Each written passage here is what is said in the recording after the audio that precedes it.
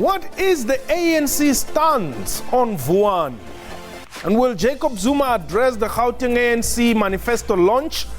Is Luthuli House happy with the state of the ANC in KZN? And what is the ANC stance, or rather the state of readiness for the upcoming local government elections? What time is it? It's question time.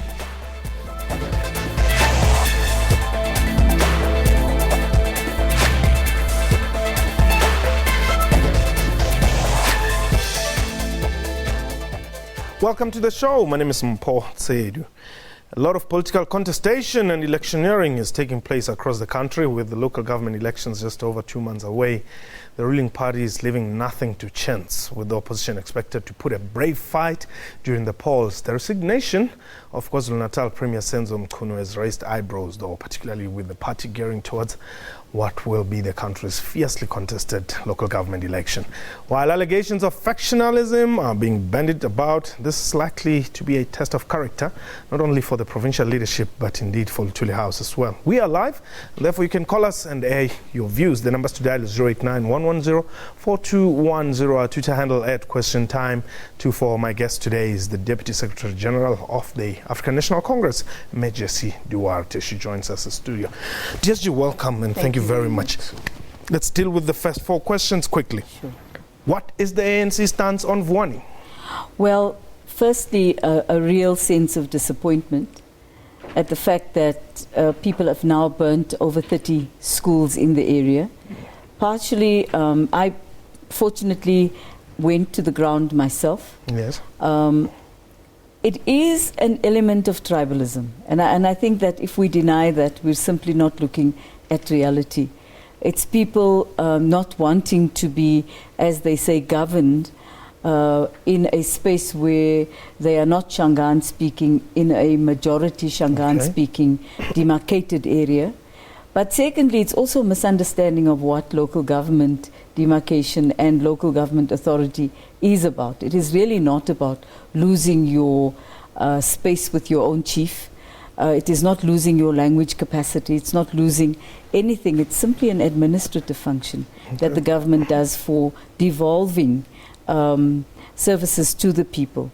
And I think that people were given very wrong information. When we arrived there, people thought that they were going to be physically removed into another area. They would have to leave their homes. So a lot of misinformation. But the saddest part of it is the loss of those schools. And as you move around the area, school after school burned to the ground. By allegedly some ANC members. Absolutely. And fearlessly so, many were arrested. And amongst those that are facing charges and are facing the courts right now are some ANC members. But there are also other political parties involved. Are you going to support them? No, we won't. There is no excuse for burning down the future of a child or for burning anything because you are unhappy with an administrative decision. There are other ways of dealing with these matters. And this notion that if you burn something, there'll be a reaction. I think people are going to overuse that tactic, and the government the ANC-led government might become a little less kind in their reaction to what people are doing. You know, the other reality is that where people are doing many of these burning type of protests, it's where real delivery has happened. So you're burning schools, clinics, things that have taken a long time to build, assets of the community. I think that where we stand on Vuani now is we're appealing for the community to allow the school children to go back to school. We've worked incredibly hard with the government to get prefabricated school classrooms from the Department of Basic Education, and some businesses have also come on board. There's talk about trying to develop some socio-economic activities that will bring people of different language groups together in cultural activities. People have realized that even though they've lived together for a long, long time, perhaps they haven't embraced each other. Okay. 4th June. Yes. ANC Remogo, co-FNB. Yes. Is President Zuma going to address? Yes, he'll be there. 9 a.m., 4th of June, FNB Stadium. The President will be addressing the people of Gauteng at about 12, I think they had indicated. And we're all looking forward to that very much. And you're not scared that they will boo him? No, we're not scared of that. No. Well, we understand, and I mean, as the media, we listen to people on the ground, and some are saying, no, if Jacob Zuma goes there, they're going to boo him. Well, you know, the President booing is part of being a politician, by the way, actually. Yeah. So if people boo, it's not a problem of the President's, it's their problem. Okay. It's people who might have made a choice not to support the ANC and come to an ANC rally because they are not giving themselves an opportunity to listen. President Jacob Zuma represents the African National Congress. Is he safe in Gauteng, though?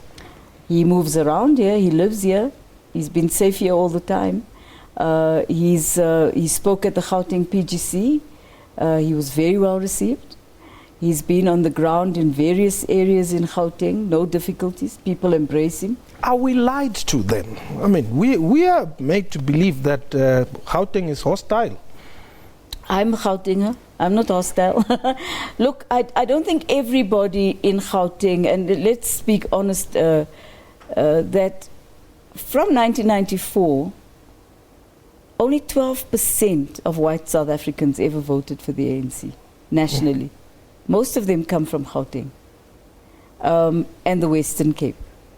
So I don't think we've actually overcome that I'll vote for a political party because they've achieved. People look at voting for an individual. They voted for Helen Zille, they did this, they did that. But the president of the ANC is part of a collective. He is from the ANC. Okay. And he leads the organization and he leads the country. And people have been quite receptive of him. So I'm not sure where, you know, the we are being lied to factor comes in. But I think that if one looks at the behavior, perhaps of even our media, it is we have an economic crisis in our country, a really genuine one. Mm-hmm. Our crisis is not Jacob Zuma. Our crisis is about the fact that our commodities have the prices have gone down. Mm. Our real crisis is a growing unemployment through lack of investment or recapitalization but by our own industrialists here. Our productive economy needs to be grown very rapidly. Those are the things that occupy our minds. We're not so obsessed with the fact that one or other person may not like the president of the ANC. Okay. Our policies are bigger than any individual. Let's talk about KZN, but before we do that, Alex, you are calling us from Roodepoort? Yes, Mr. Mpo. Yes, Mpo is fine. I just want to ask Mrs. Jessie Duarte about concerning the one matters. Yes, go ahead. I want to know if those people of Mashao and Vuani inform the what to call this, the government to say that they want to go to Malamlele, or is the government who are forcing them to go to Malamlele? Okay. Thank you very much, Alex, for the question. Fair yes, question. Mm-hmm. I think that what we did find when we went on the ground is that people were not adequately consulted. Although the demarcation board said that they had consulted people, our finding was that it wasn't adequate.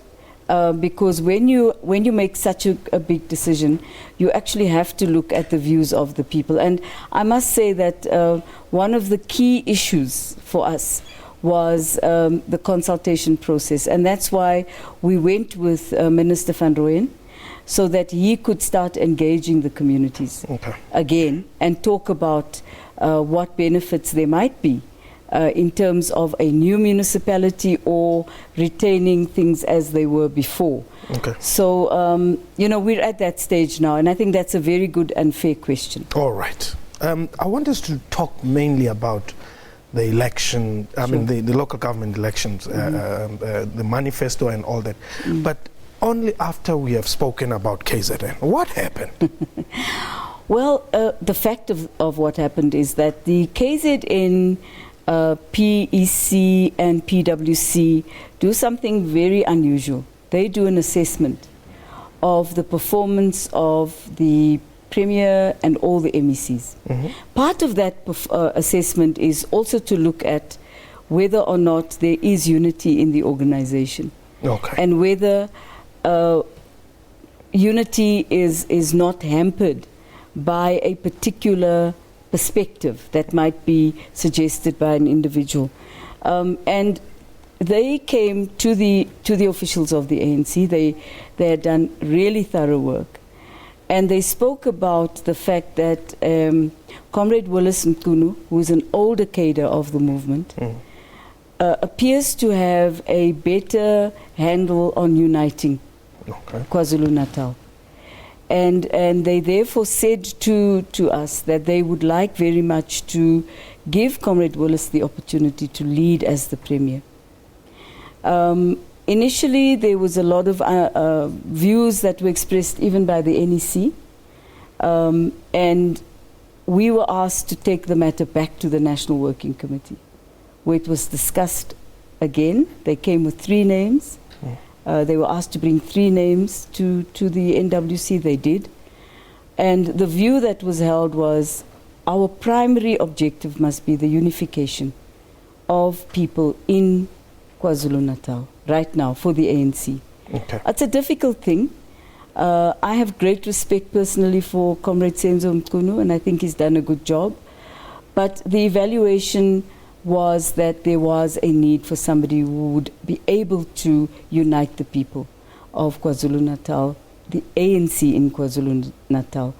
The reality is that whether we like it or not, KZN has become quite factionalized. Yes. And those are the facts. And if one looks at eThekwini, for example, a sad case in point, a very dynamic municipality, well run, but when it went to a conference, it was factionalized. There is hope now for things for people to heal, to take time to heal the rifts that have come about through robust campaigning. And that's the issue within the ANC. But Willis would be considered to belong to Sihle's faction. I would doubt that. You know, Comrade Willis is a senior cadre. He's also a member of the Politburo of the South African Communist Party. He's seasoned. He's an older person, very wise. He's come through the hardest periods of KwaZulu-Natal during the time of really serious violence in the 80s, has understood how to make friends even with your worst enemies, and had begun as part of the peace talks with the IFP. Now, I don't think somebody with that background is likely to wish to divide the African National Congress. Okay. John, you are in Polokwane. Good evening, Paul, and you are just in the studio. Good evening, John. I would like to talk about the burning of schools. It makes me very angry. Yeah. But I would like to blame the ANC government. If it were to be in the studio, I'm happy. See, the thing is, as long as laws in this country are soft on crime and criminals, we are suffering on the ground. They point guns at us. They rob us of our money. People who run small businesses find it difficult. I remember the case of Jackson Mutembu last year. Yes. So the government of the ANC must make sure that they become tough on this crime and criminals. They must make sure that they apply very tough laws like the neighboring states. I don't know why laws in this country are so soft on crime. I don't want to take too much of your time, but they've had me. Thank you very much for the opportunity. Okay, thank you, John. Yes. I don't think our laws are necessarily soft on crime. I think that when you want to tackle crime, you've got to have the participation and the acknowledgement even of a community of who the criminals are. Unfortunately, in our society, we seem not to want to point the criminals out. And very often those criminals are people who live amongst us for a very long time. We all know who they are. We all take drug dealers in places like Westbury, for instance. Everybody knows who the drug dealers are. people are afraid to point them out. So you rely only on the police to try to deal with that. It's not adequate. We also need the community to work with the South African Police Services in a very honest partnership. One of the things that assisted in Vuwani was because the community started protecting the schools, and the community pointed out who the people were that had burnt out the schools, burnt down the schools. And that's why there was a successful arrest of over 24 people. And some of them are very young.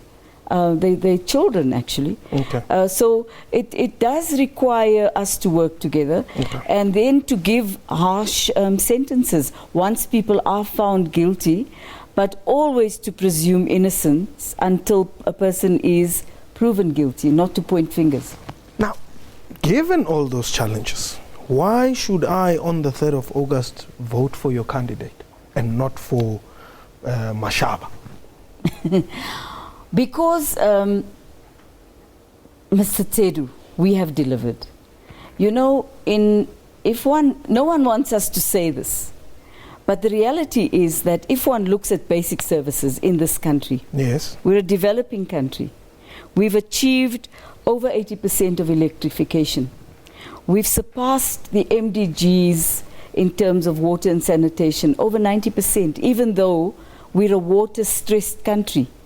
The capacity to provide water is there when there is water. And in terms of housing, we've provided over 4 million houses to South African citizens. Now, what does that tell you? It says that at a basic level, we have achieved. And sometimes we are the victims of our own success. Because when people see that you've done it in Area A, they want it tomorrow in Area B. Our biggest challenge, and we don't deny that, is rapid urbanization and keeping up with the flow of people who move themselves around the country, which they have the right to do. But having said that, I think we also need to look at the fact that for the first time in the history of this country, over R1 trillion is spent on infrastructure development. It's never happened before. In our country, we have over 1 million young black South Africans who now have university degrees. Okay. So I would say you must vote for us because our track record is one of delivery and acknowledging what the challenges are and looking for solutions. I'm going to talk about corruption just now, but Alpheus, you are in Hazyview, Mpumalanga. Yes, Mpo. I want to view something to our government, ANC. Yes. My view is that the ANC, they give just a job, they give the company to put a paving, they never want a guarantee how many years that paving must stay there. You put the paving this week, you get a payment, next week the paving, you got the humps, you got it's going down. The government is already gone, its project is done. So who must look after that? Okay. Our government. All right. Well, he's saying that there's no monitoring on projects that are being commissioned by government. You go there, you create a road or a street paving. In a week's time, there's potholes there, and the tenderpreneur got his or her money and is gone. I think that is a challenge that we must face and we must acknowledge, is that the advent of new business people in our society came initially with a great deal of people who took a chance and said, well, I'm going to try and be somebody who could put paving, even though they might not have had the skill nor the experience. But the reality is that if one looks back in the history of our country, many people who started business didn't have that skill either, you know.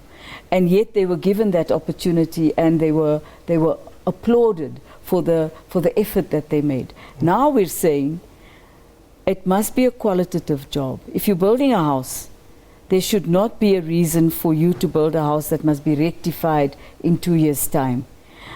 So the reason for consolidating the tender process into a central one led by the National Treasury is that very reason. so that there can be appropriate monitoring and evaluation post a job having been done. And I must say there's some excellent things that have been done. Look at the stadiums we've built in this country. One cannot deny that they're world class. The Gautrain is a world-class facility. Our roads are excellent. And when we look at things negatively and narrowly, we don't see the bigger picture.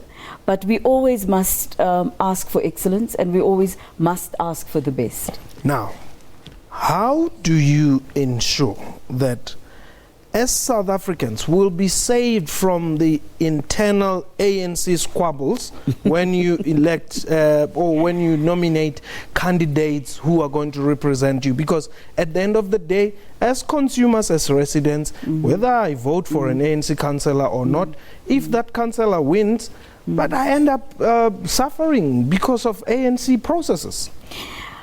Mr. Tsedu, if we did not do it in this manner, and we simply appointed willy-nilly people that the community did not want, we would not be applauded for being a democratic organization, which we are.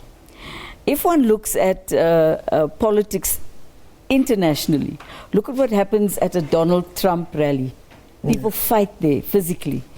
At the moment, our base is very energized. People are participating vigorously. But let me also say this. Many people see themselves as the right person to represent the community.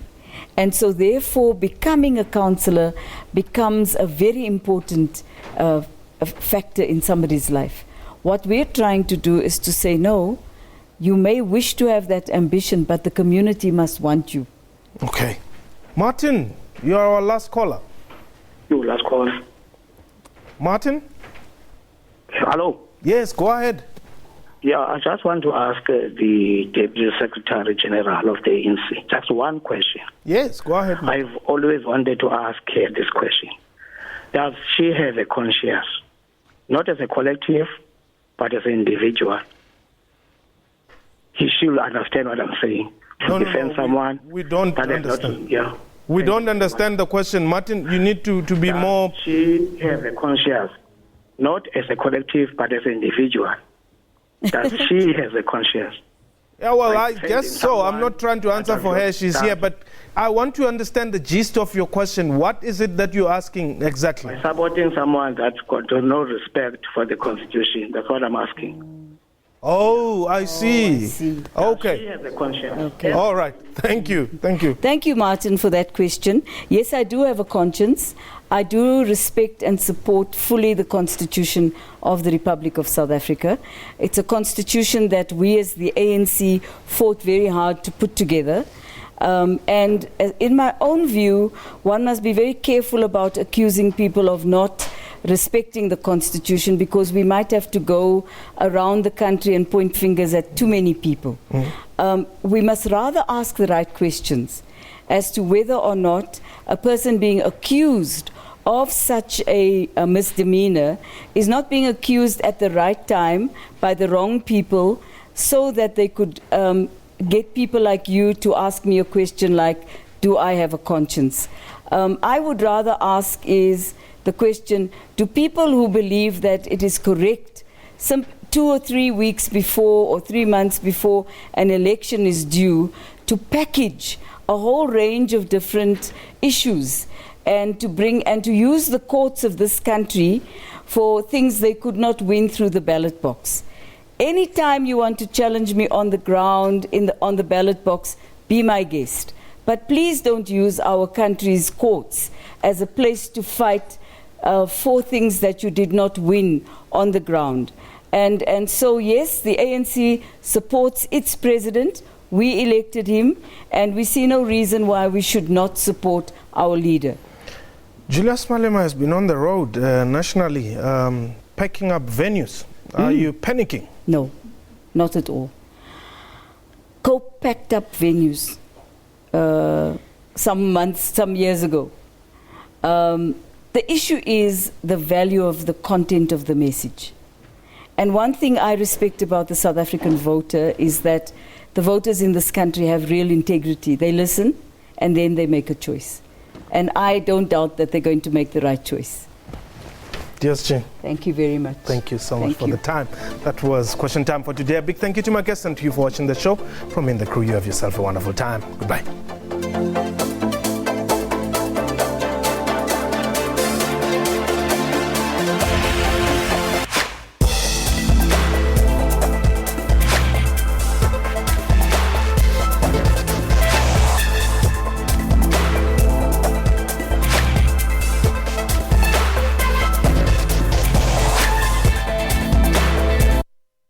To be African